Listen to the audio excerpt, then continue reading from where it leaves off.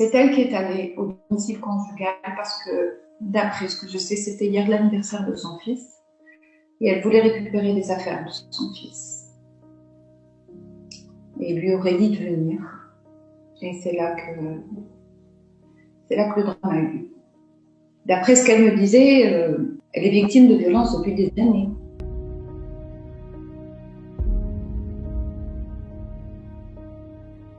Kelly Marini, je suis enseignante de français et je suis aussi présidente de l'association Femmes et Citoyenneté au CEF. L'association gère un centre d'écoute et d'orientation pour les femmes victimes de violences, c'est le centre Manal. Je sais que c'est vraiment par hasard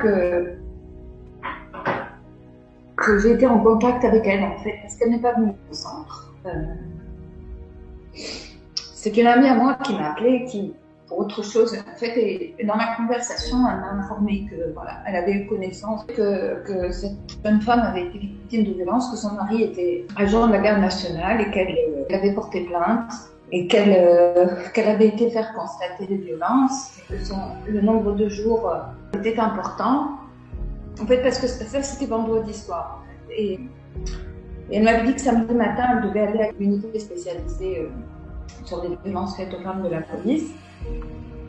Et qu'ensuite, elle l'amènerait au centre, comme son conjoint, c'est un agent des forces de sécurité. Il vaut mieux qu'elle soit accompagnée même au moment du dépôt de plainte et au moment de l'enquête préliminaire. Et donc, je lui ai demandé de lui donner mon numéro et qu'elle m'appelle. C'est ce qu'elle a fait. Donc, on a longtemps discuté.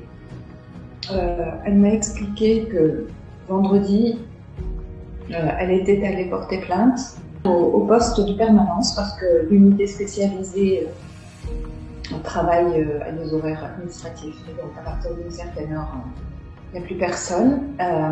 Donc, elle avait été bien prise en charge, qu'elle avait obtenu une réquisition pour aller se faire examiner à l'hôpital régional du CEF, que le médecin ne lui avait pas donné son certificat médical immédiatement et qu'elle devait aller le récupérer le lendemain, alors qu'elle aurait pu l'avoir le jour même.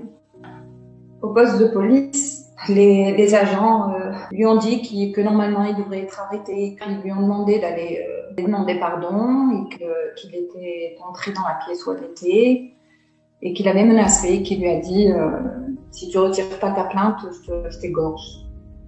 Elle m'a dit, il a dit doucement. Elle avait peur et elle m'a répété plusieurs fois qu'elle voulait qu'il soit arrêté, mais en même temps, comme elle travaille pas, depuis qu'elle est mariée, elle travaille plus. Elle a un enfant de bas âge et elle se demandait comment elle allait faire vivre son gamin s'il était arrêté. On s'est mis d'accord que si le lendemain, parce que le lendemain, c'était le samedi matin, elle devait récupérer son certificat et aller à l'unité spécialisée où elle devait être entendue tous les deux, elle et lui, et présentée au parquet, les deux au substitut du procureur. Donc on s'est mis d'accord pour qu'elle me prévienne quand elle allait se rendre à l'unité, comme ça j'allais les appeler quoi, pour l'accompagner devant ce qu'elle faisait. J'ai été informée qu'elle avait été présentée, qu'ils avaient été devant le substitut du procureur et qu'elle avait renoncé à sa plainte et qu'il avait été relâché. Et voilà, et qu'elle était non pas repartie avec lui, mais repartie chez sa mère, chez ses parents. C'est elle qui est allée au domicile conjugal parce que, d'après ce que je sais, c'était hier l'anniversaire de son fils et elle voulait récupérer les affaires de son fils. Et il lui aurait dit de venir. Et c'est là que le drame a eu. D'après ce qu'elle me disait, elle est victime de violences depuis des années.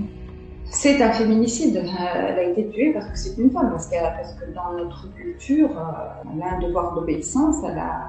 Le discours qu'elle entend, c'est qu'il faut qu'elle se sacrifie, qu'il faut qu'elle supporte, qu'il ne faut pas qu'elle porte plainte. Et la preuve, la première fois, elle n'a jamais porté plainte avant, c'est la première fois qu'elle le fait. On en parle, mais le traitement qu'on en fait, c'est des faits divers.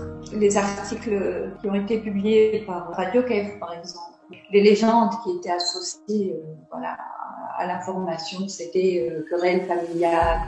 On essaye toujours de trouver des justifications ou des causes à ces actes, à ces actes, alors qu'il faudrait une analyse structurelle, systémique de tout un système qui fait que dès que tu as un conjoint dans ta vie, dès que tu as un fiancé, on te dit à partir de ce jour-là, voilà, tu fais quelque chose, si tu fais quelque chose, tu dois demander sa permission.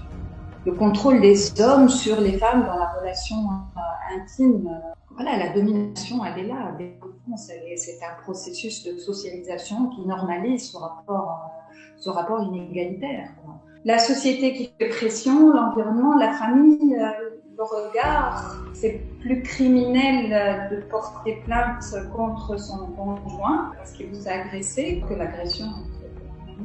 Le travail de sensibilisation, de changement de mentalité chez les hommes, chez les femmes, c'est le plus long à faire et c'est le plus difficile à faire. Et c'est pas seulement le rôle des organisations de la société civile, mais ça suffit pas.